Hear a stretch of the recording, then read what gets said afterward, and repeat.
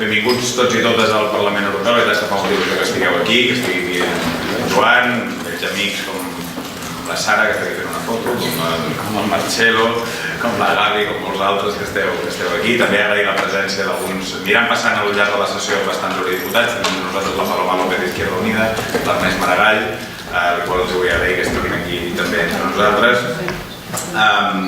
I molt breument, només per dir-vos que jo crec que és un acte molt pertinent que vinguem a reivindicar el federalisme en els temps que corren a escala de la Unió Europea. Entre altres coses perquè estem en un moment del procés d'integració, com sabeu, molt difícil, on les institucions federalitzants, la Comissió, aquesta casa, el Parlament, d'alguna manera s'està intentant que tinguin menys pes, on la dinàmica federal del Consell, que també té una dinàmica federal, moltes vegades queda en un segon pla, perquè en les darreres cimeres hem vist com més que una dinàmica federal el que hi ha és una pura defensa d'interessos nacionals que trenca una mica la lògica del que hauria de ser una càmera europea territorial, que és el que els federalistes europeus sempre hem somiat. I per tant jo crec que és un bon moment per reivindicar les idees del federalisme, de la democràcia, de ser capaços d'entendre que en el món globalitzat, en un capitalisme neoliberal desenfrenat i sense control, només a través de la creació d'estructures supranacionals que siguin capaços de gestionar les cosobiranies, les sobiranies compartides, que és del que va el federalisme al final, de ser capaços d'articular les sobiranies compartides, només a partir d'aquí serem capaços de tirar endavant. I també, evidentment, celebro que estiguem aquí per parlar d'una entitat com la vostra que fa una proposta federal per les relacions entre Catalunya i Espanya. Molt breument, jo crec, perquè és inevitable parlar d'això també, jo crec que estem, la crisi de governabilitat que viu l'Estat en part i en gran part té a veure amb que hi ha una crisi constitucional perquè Catalunya ja no està ben encaixada en el marc constitucional actual. Jo crec que això és força evident. Si això no fos així, jo crec que la governabilitat d'Espanya ja hauria estat resolta des de fa mesos, però evidentment, com que hi ha una crisi constitucional en relació a Catalunya, doncs això fa molt difícil la governabilitat de l'Estat, perquè almenys a les èpoques de majoria absoluta sempre els partits catalans de dretes o d'esquerres havien sigut determinants en la governabilitat, i crec que és molt important que siguin capaços de fer propostes per desencallar aquesta situació. I crec que vosaltres, amb la vostra empenta federal, denunciar l'immobilisme del PP, també denunciar fulls de ruta a casa nostra que no són i que molts de nosaltres considerem que no són adequats, doncs feu una bona tasca. Jo, evidentment, tinc una manera d'entendre el federalisme, i això sí que és un debat obert entre nosaltres els federalistes, que és si el federalisme s'ha de circumscriure en una reforma constitucional o si el federalisme ha de partir d'una voluntat lliure del poble de Catalunya de poder exercir a través del dret a decidir lliurement la seva voluntat.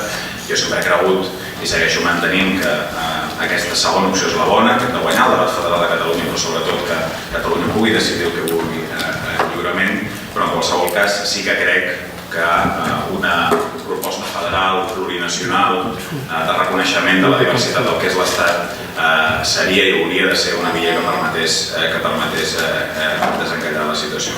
Així que jo ho deixo aquí, agraïm-vos molt que estigueu aquí entre nosaltres. Crec que també tenim companys de la Unió Europea Federalista i dels joves europeus federalistes que estan entre nosaltres, que també fan una gran feina. Jo quan estava en el moviment juvenil, GEF era una entitat molt activa i que feia molt bona feina, i també celebro que estigui entre nosaltres. Així que, per exemple, li passo la paraula a Javi, benvinguts, això també és casa vostra. Gràcies. Doncs bé, moltes gràcies a Ernest. Jo també voldria donar la benvinguda i especialment agrair a tanta gent, amics, coneguts, a més a molts d'ells i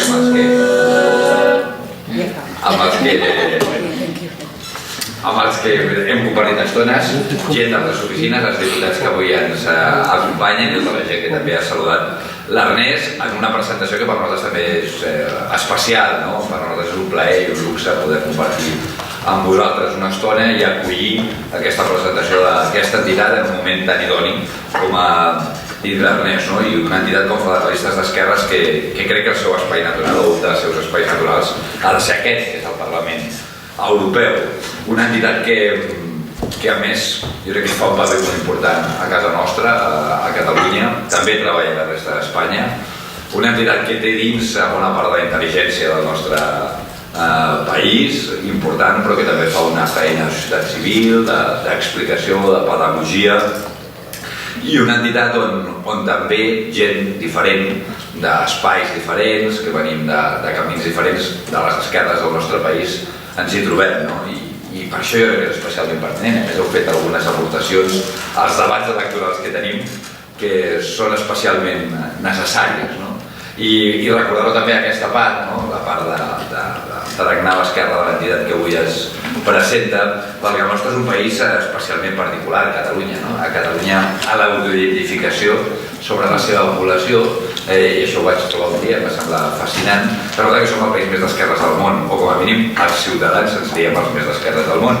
El 41% dels ciutadans de Catalunya s'autoidentifiquen com d'esquerres, 41, i si ho compares amb altres països, després t'has d'anar a l'Índia amb el 30, a Egipte amb el 26, bueno, a França és el 14% i a Noruega el 3,3%. No sé si és només autoidentificació o realitat, però és com per donar-hi un parell de voltes, especialment perquè resulta que aquest país tan d'esquerres té un president que és conservador, sempre. I a més jo crec que és interessant fer-ho així també amb l'Ernest, no? Que la gent de les esquerres discutim molt i parlem molt d'aquelles coses on no estem d'acord, en algunes d'elles, però de vegades no trobem espais per parlar-ne. I tal com està la situació del sistema polític a Catalunya i a Espanya, haurem d'aprendre a parlar-ne, la veritat. Honestament, hi ha coses que estem d'acord. Estem d'acord en que no hi haurà sortida sense un acord i que no hi haurà sortida sense que sigui referendària. Aquestes dues coses que jo crec que són força importants i estem d'acord i cal empènyer en aquesta direcció. Jo voldria fer un parell de comentaris, no? Per què federalisme? Després també de la meva experiència aquí, amb una certa perspectiva europea, per què el federalisme és el sistema adequat, com ahir vam estar també una mica parlant, tant crec a Espanya com a Europa. Jo crec que per dues raons. Perquè el federalisme és el millor sistema per gestionar el poder avui i per gestionar la convivència, dues coses diferents. Quan m'hi refereixo a poder, em refereixo a la gestió, a la representació i a la democràcia. Tres coses diferents però que estan molt vinculades al poder, a la gestió del poder.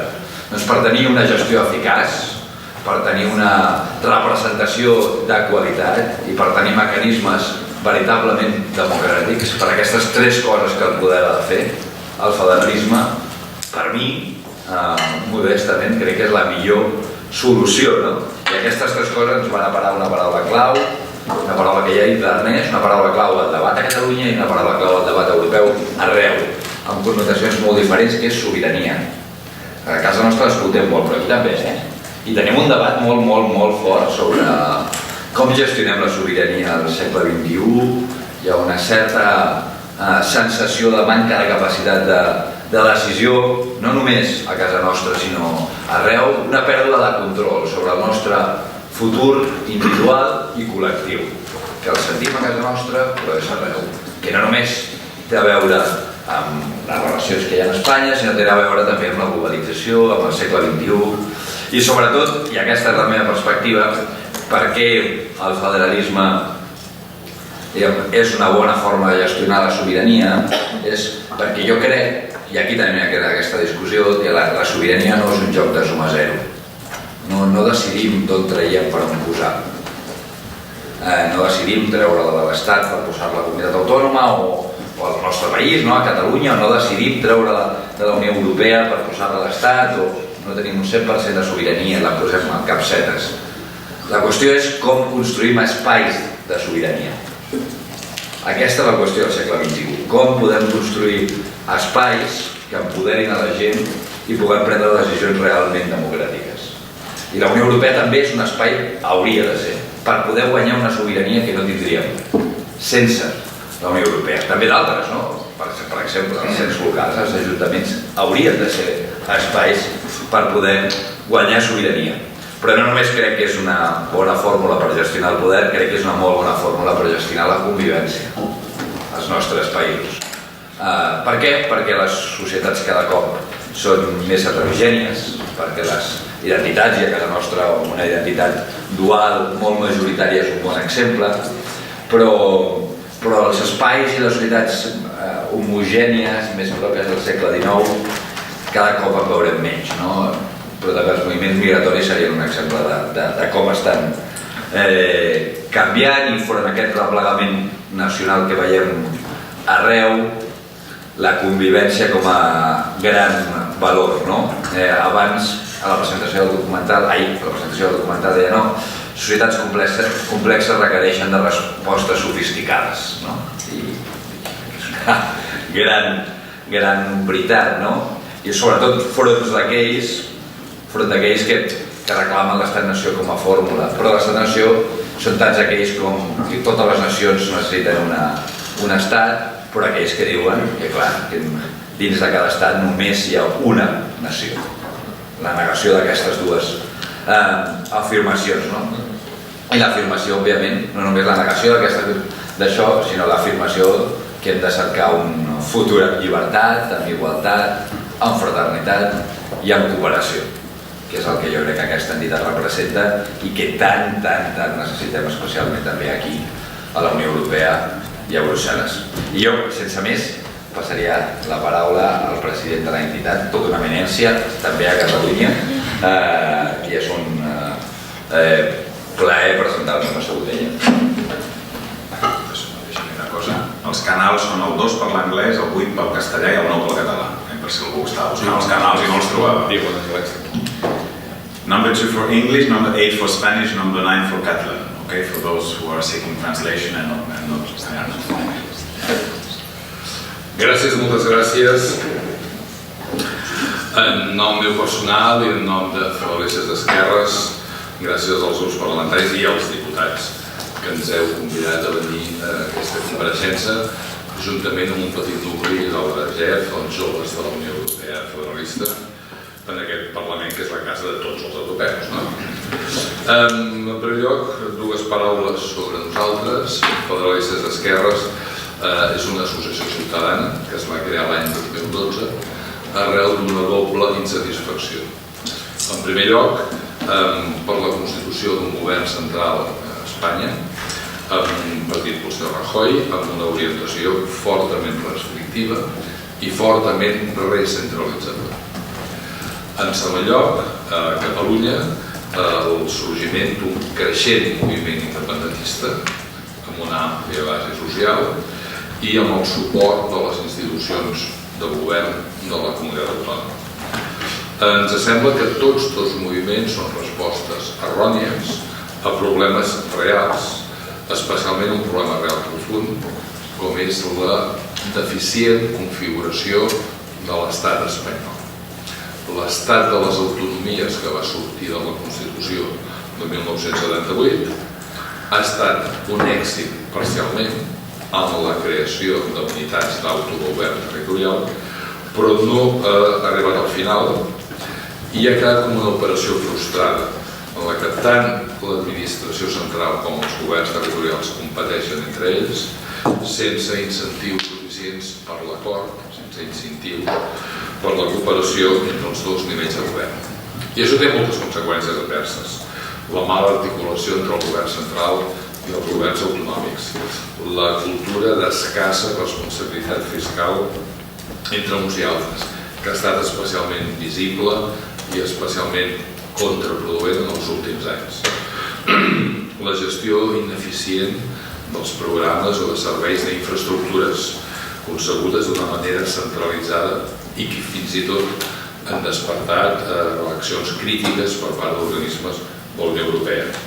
O bé la constant desautorització dels governs locals i regionals que han tingut que afrontar ells principalment la reducció del dèficit públic espanyol, mentre en canvi el dèficit públic de l'administració central ha augmentat els últims anys.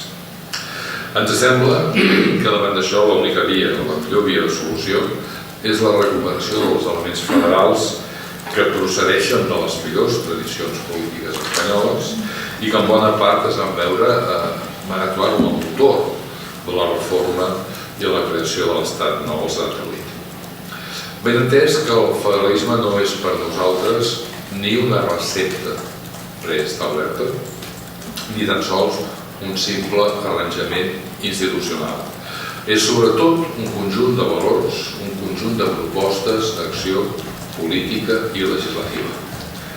Valors i propostes com ara el reconeixement del respecte recíproc entre col·lectivitats, com el diàleg, com les polítiques acordades, com el govern compartit, descentralització, subsidiarietat, racionalitat política i solidaritat, etc.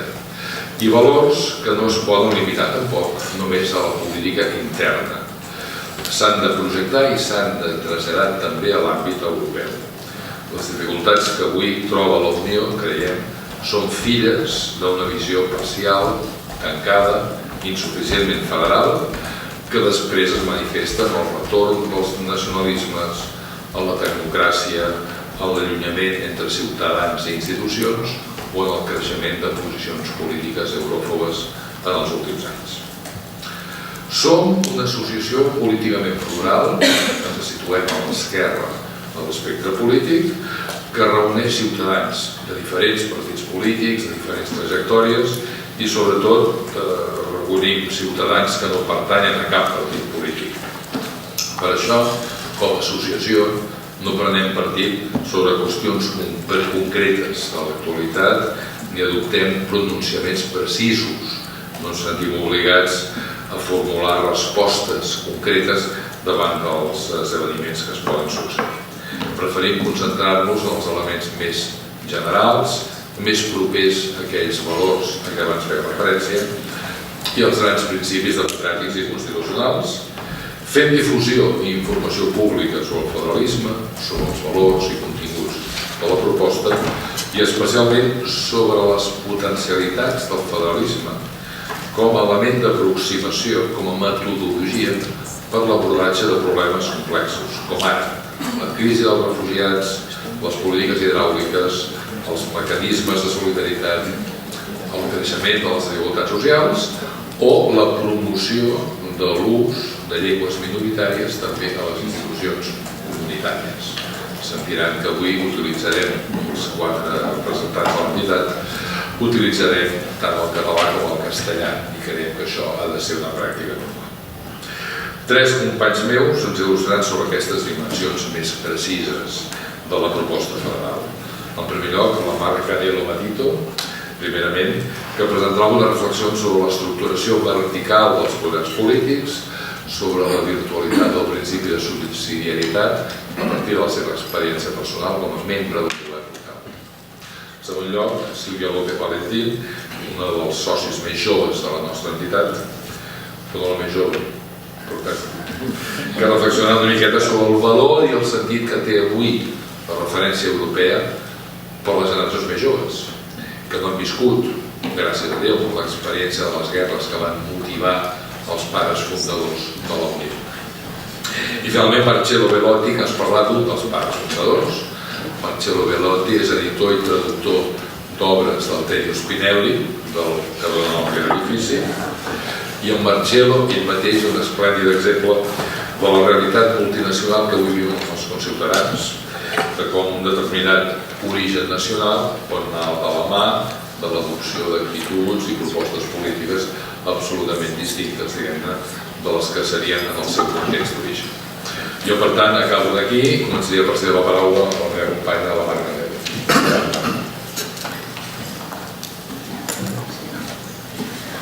Bona tarda. Agraeixo als equips dels socialistes i als d'Iniciativa per Catalunya Verds per donar-nos l'oportunitat d'explicar les nostres idees progressistes i federalistes.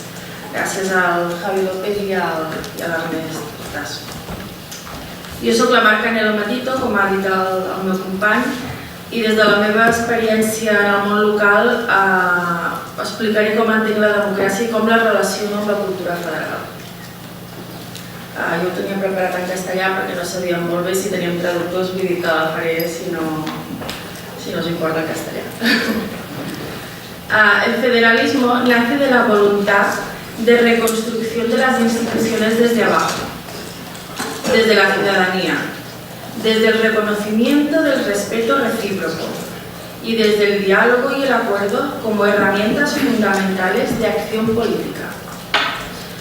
Vivimos en un momento crítico para la Unión Europea. Estamos en un momento en que la población siente muy lejana la política de su país, también la europea. La crisis ha socavado la credibilidad de las instituciones y los valores que decían defender, incluso los valores democráticos, la Europa democrática y libre que tantos luchadores soñaban. La democracia pide proximidad y por eso creemos en el federalismo como herramienta clave para ello, una herramienta técnica pero llena de valores. Valores que son los que regeneran y devuelven la unidad que la democracia necesita. Las unidades políticas más próximas, como la ciudad, el pueblo, comarcas, regiones, constituyen ámbitos adecuados para la interacción política y para la participación, pero a la vez tienen que ser ámbitos en contacto y en interacción a niveles institucionales más altos, construyendo puentes de diálogo. Esta es la clave de la propuesta federal. La propuesta federal es autogobierno, pluralidad y entendimiento para las cuestiones del propio interés, y también gobierno compartido, para las cuestiones que nos conciernen a todos y a todas. El reconocimiento en los tratados del principio de subsidiariedad es un homenaje a esta tradición. Pero habría que ver hasta qué punto este principio está efectivamente presente en las diversas políticas y en los diversos ámbitos de actividad de la Unión. Acercar las instituciones a la ciudadanía implica revalorizar también el papel del municipio como primera institución de contacto. El municipio como herramienta social, al servicio de y no por encima de ellas. Y ello requiere que exista comunicación y nuevas prácticas que hasta ahora no habían sido lo suficientemente valoradas. Democracia directa y nuevos espacios comunes de participación pública, de agentes sociales, organizaciones, asociaciones cívicas con las instituciones para aumentar la representación ciudadana y mejorar la democracia, hacerla más líquida y más palpable. Una transformación de la sociedad y de las instituciones con un nuevo conjunto de valores más solidarios, más justos y más democráticos. Valores que deben ser grabados a fuego para marcar nuestro futuro, mediante cultura federal como forma política de fraternidad. Y ahora le paso la palabra a mi compañera Silvia. Hola. Bueno, primero de todo, a mí también me gustaría dar las gracias a los diputados por habernos invitado y por darnos la oportunidad de estar aquí en la institución que nos representa a todos los europeos y las europeas y, bueno, la oportunidad de presentar nuestras ideas en nuestra organización. Yo soy Silvia López Valentín, como ya han dicho, y me gustaría pues explicar un poco cuál es la visión que yo tengo como joven de Europa y creo que tiene la gente de mi generación y un poco una reflexión sobre qué es Europa o qué podría ser. Nosotros, mi generación, hemos crecido con el programa Comenius en los institutos que nos daba la oportunidad de vivir intercambios entre jóvenes de diferentes países de Europa. Hemos crecido con el programa Erasmus, que nos daba la oportunidad de vivir en diferentes ciudades europeas unos meses, de introducirnos en su vida universitaria. Y sabemos que viajar por Europa es como viajar por casa. Por eso nos desconciertan ciertas situaciones que el auge de los nacionalismos, entre otras cosas, nos han obligado a vivir cuando hemos llegado al mundo adulto, en el momento de acceder a nuestro primer puesto de trabajo. Y os explico por qué digo esto. Estaremos de acuerdo en que Europa hoy está siendo víctima de grandes amenazas que son imposibles de afrontar desde una posición nacional. Para afrontar estos retos que se nos presentan, entre otras cosas, como hablábamos antes, el tema de la soberanía es muy importante y debemos tener en Europa una política fiscal y exterior armonizada. Por ejemplo, mientras las grandes transnacionales y el gran capital puedan moverse de un país a otro sin ningún tipo de barrera, instalándose en función de de las ofertas que tenga de los diferentes Estados miembros, los europeos y europeas jamás tendremos la fuerza suficiente como para reclamar unos derechos civiles y laborales justos y dignos. Si fuésemos capaces de no seguirles el juego al gran capital, tal y como estamos haciendo ahora, permitiendo que se instalen en Irlanda porque es donde menos impuestos se pagan y que se contrate en Grecia porque es donde los sueldos son más bajos. Si fuésemos capaces de no seguirles el juego así, ganaríamos como clase social, ganaríamos como humanidad. A causa de esta situación, los jóvenes y sobre todo los del sur de Europa nos vemos obligados a competir entre nosotros, una cosa que no habíamos experimentado por culpa también, por supuesto, de las tendencias políticas que se llevan viviendo desde los años 80, políticas ultraliberales que no hemos sido capaces de parar aún. Nos vemos obligados a establecernos en un país o en otro en función de donde nos quieren explotar. En los últimos años, además, estamos siendo testigos de otros grandes problemas que también serán imposibles de parar desde una visión nacional. Estamos sufriendo un cambio climático que obviamente será inútil cualquier solución que se quiera implementar solo desde una posición nacional. O, por ejemplo, también estamos presenciando la gran crisis humanitaria por los medios de comunicación que están a las puertas de Europa con la gran ola de personas refugiadas que buscan un lugar digno y seguro donde vivir, con cuyas vidas parece que estamos jugando, discutiendo a cuántos te toca coger a ti o a cuántos me toca coger a mí. Desde hace muchos años sé que el único fin posible para la Unión Europea es la unión federada de sus actuales Estados miembros.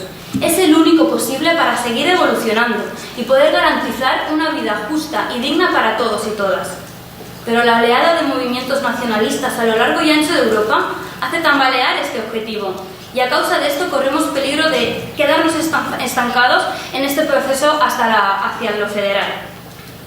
Para finalizar, me gustaría remarcar que el federalismo no es una solución coyuntural únicamente a la oleada nacional. Tampoco únicamente es un tipo de ordenación territorial, sino que es una cultura, es una forma de vida que construimos todos día a día, mediante la globalización, con las redes sociales, los viajes. El federalismo es la única solución para poder garantizar la justicia social y la igualdad de oportunidades para todos y todas.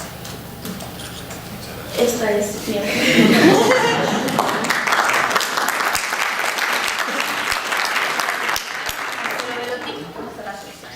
Abans de que parli Marcelo, dono la benvinguda a l'Iratxe García, que és la cap de la PSOE, que és el Parlament Europeu. Gràcies, Iratxe, per estar aquí. Benvingut. Sí, jo també volia agrair moltíssim al Javi i a l'Ernest per haver-nos convidat aquí. Em dic Marcelo Belotti, porto uns anys a Barcelona i soc el traductor al castellà, la primera traducció al castellà del Manifesto del Ventotene di Altiero Spinelli. Quan vaig decidir traduir-lo, amb l'ajuda d'altra gent, vaig estranyar moltíssim que encara no existeix una traducció al castellà o al català, estem ficats a això també, del manifesto fundatiu d'aquest lloc. Per tant, us parlaré una miqueta de l'Altiero Spinelli i de la meva experiència a Barcelona com a ciutadà europeu, ciutadà ja europeu, no tan sol italià, ni tan sol català, ni tan sol espanyol. Faré la meva intervenció una miqueta en català, una miqueta en castellà. Al 1924, l'Altiero Spinelli, a qui està dedicat, un edifici molt important d'aquest Parlament, amb 17 anys va afiliar-se al Partito Comunista d'Itàlia, que acabava de néixer fa 3 anys abans. I va ser, a més, l'any en què el diputat socialista Giacomo Matteotti, que vull recordar aquí, va ser assassinat pel sicari di Benito Mussolini. I va ser per ell un any molt important. Tenia 17 anys. Entre el 24 i el 27, Spinelli va ser molt actiu perquè el fa la lluita a la dictadura fascista italiana. Tant que al 27, ell era de Roma, va ser arrestat a Milà i va estar a la càrcel, a les presons feixistes de Mussolini fins a l'agost del 43, 27-43, any en què va caure en Mussolini. Per tant, Altiero Spinelli, és molt important recordar-lo, va passar la seva joventut a la càrcel, a la presó. Des dels 20 anys fins als 36 anys, els anys potser millors de la vida. Entre el 28 y el 37, los primeros 10 años de cárcel, estudió ruso, español, economía, filosofía. Hay un texto, su primera autobiografía, todavía no traducido al castellano, y creo en ningún otro idioma, creo que no, en que relata muy claramente los primeros años de la cárcel y que hizo. O sea, Spinelli estudió, se preparó mucho en estos años muy duros. Tanto que en el 1937, todavía estaba en la cárcel, fue expulsado del Partido Comunista Italiano por sus críticas feroces a la dictadura de Stalin. Después de 10 años de cárcel, indicativamente, fue desterrado forzosamente en 2 islas cerca del Golfo de Nápoles, más o menos, antes la isla de Ponza y luego la isla de Ventotene, y allí conoció a 2 personas muy importantes para la redacción de este gran libro, que fueron Ernesto Rossi, un economista muy inteligente, muy culto, y Eugenio Colorni, quien luego escribió la introducción a la primera edición del manifiesto. Y allí estaban muchísimos antifascistas italianos, entre los cuales un grandísimo presidente de la República Italiana que se llama Sandro Pertini, el presidente de la República más querido a la historia de mi país, durante la historia de mi país. En junio del 1941, cuando todavía estaba en la isla de Ventotene, con Ernesto Rossi y con Eugenio Colorni, redactaron el manifiesto de Ventotene, que de verdad se llama el Manifiesto por una Europa libre y unida, en el cual plantearon crear una Europa políticamente unida y igualitaria. Y quiero hacer un hincapié en eso, o sea, no fuese un proyecto institucional, sino un proyecto social, y habla muy claramente Altiero Spinelli en sus libros, no solo el manifiesto, en otros libros también. Y también se planteaba la necesidad de bloquear el resurgir de nuevas guerras europeas y de nuevos fascismos. El proyecto, por lo tanto, de una Europa unida, libre, unida y solidaria era para eso. Una cita muy rápida del manifiesto. Una Europa libre y unida es la premisa necesaria para el fortalecimiento de la civilización moderna, de la que la era totalitaria representa una interrupción. El fin de esta era reiniciará de inmediato el proceso histórico contra la desigualdad y los privilegios sociales. La revolución europea, para poder responder a nuestras necesidades, deberá ser socialista, es decir, deberá proponerse la emancipación de la clase obrera y la obtención de condiciones de vida mejores y más humanas para esta. Y luego continúa.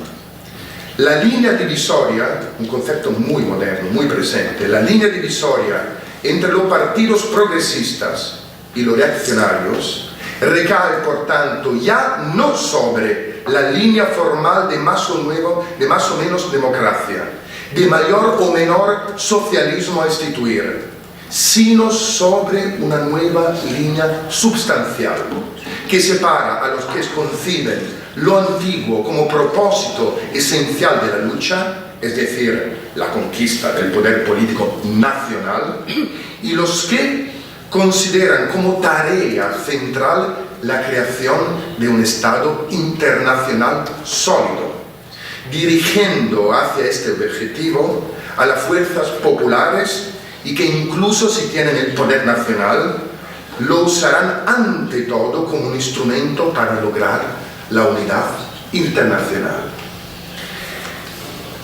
En estos años, entre el 41 es el año del manifiesto de Ventotene, 42-43, siempre en la cárcel de esta isla de Ventotene, escribe otros 2 ensayos que puse en mi traducción, muy interesantes, unos conocidos, que son Los Estados Unidos de Europa y las diversas tendencias políticas del 42 y otro ensayo, política marxista y política federalista del 43, que complementan de manera mucho más sustancial el manifiesto del 23.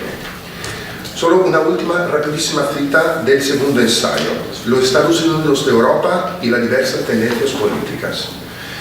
Dice Altiero Spinelli, pero hace ya mucho que la cultura europea, hace 70 años escribe estas cosas, ha superado las mezquinas fronteras nacionales y tiene ahora un carácter cosmopolita.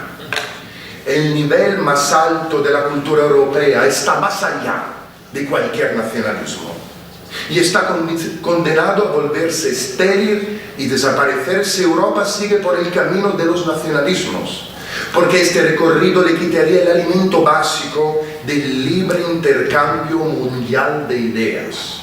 Él impediría ejercer su función natural de mostrar a los estados menos cultos el camino de la elevación espiritual.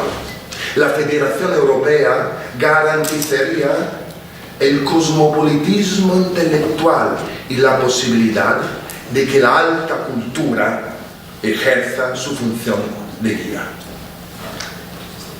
Yo estoy convencido que lo que decía Spinelli, pese que hayan pasado 70 años, mutatis mutandis, tiene aún una fuerza, una frescura de ideas y propuesta que quizás ni él hubiese pensado después de 70 años, ni hubiese podido imaginar.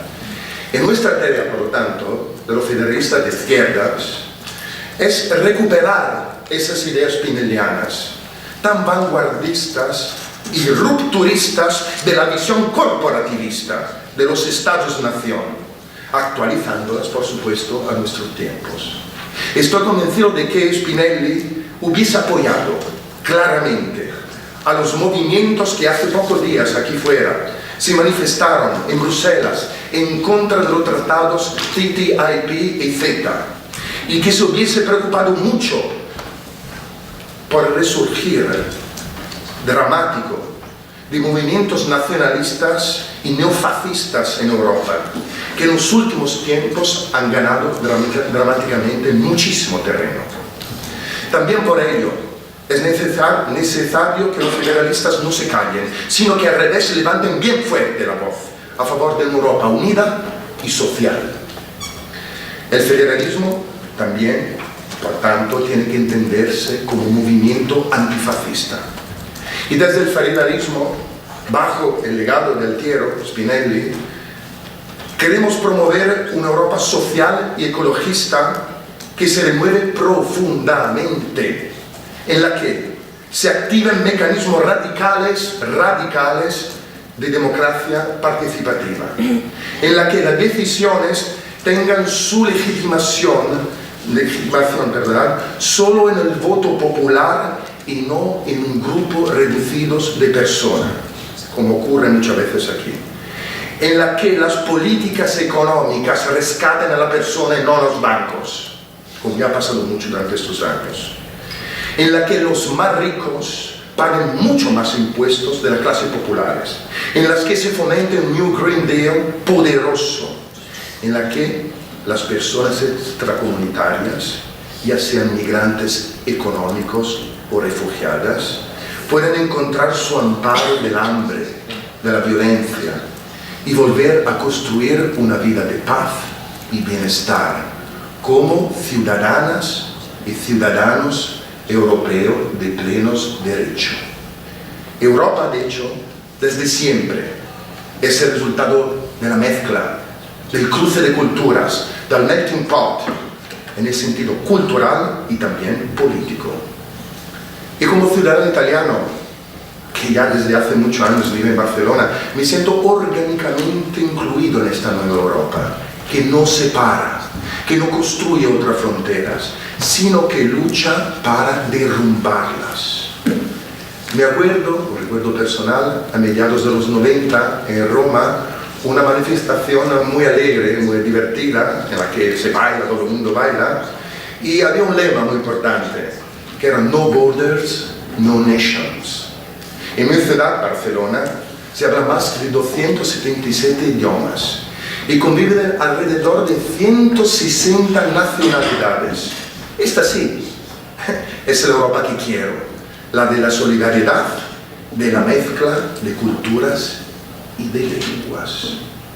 Y por último, por acabar, como filólogo italiano y traductor de Spinelli en castellano, me gustaría referirme a una lingüista de Estados Unidos, se llama Ofelia García, quien en 2014 escribió un libro muy importante sobre una nueva herramienta para estudiar los usos lingüísticos de las personas bilingües, el del translanguaging, o sea, una visión dinámica y heteroglósica del bilingüismo, que hace hincapié en el hecho de que las prácticas lingüísticas cambian según la situación sociolingüística y no al revés, como muchos en esta época aún más nos hacen creer. El translanguaging se refiere a prácticas discursivas de la vida que no pueden asignarse fácilmente a una u otra lengua, sino que son el resultado de la mezcla de las dos. Focaliza, por tanto, la atención sobre el acto de languaging y no sobre un concepto abstracto de lengua, a menudo definido, construido, a veces incluso inventado por estados-nación, es decir, por esas mezquinas fronteras nacionales de las que hablaba Altiero Spinelli y a que a través de su legado debemos combatir. Sí, companyes i companys, sense cap dubte n'estic convençut que també l'Altiero Spinelli s'hagués declarat a favor del translanguaging i del plurilingüisme i hagués estat aquí amb tots i totes nosaltres i amb mi potser en la manifestació de Roma ballant i cantant No Borders, No Nation.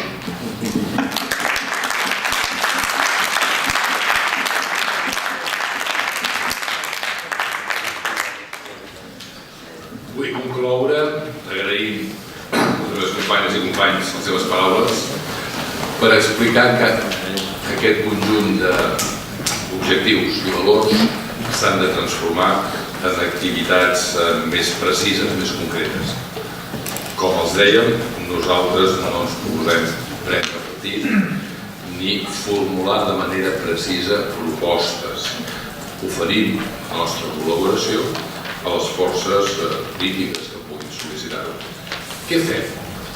Fem una activitat predominantment social, en un doble àmbit, difonent cultura federal entre els nostres ciutadans, mitjançant presentacions, col·loquis, taules rodones, edicions de materials, com el llibre que els ensenyo, que porta per títol Què és el federalismo, i que acabo de fer entrega de 2 exemplars als nostres amics diputats, o la preparació d'un film documental amb el títol de Federal, que vol mostrar com el federalisme ha resolt problemes aparentment intractables a països tan diferents com Estats Units, l'Índia, Alemanya, Bèlgica, Sud-àfrica o Canadà.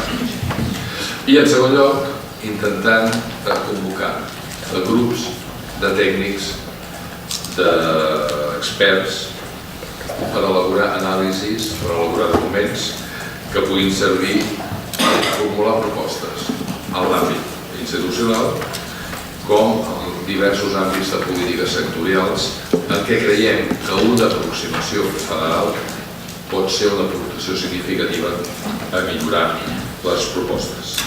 Des de l'acollida dels refugiats fins a, per exemple, la gestió de la plurinacionalitat o de la pluralitat lingüística, i aprofito per tornar a subratllar la utilitat que les institucions comunitàries s'obrin a l'ús de totes les llengües que tenen estatus oficial.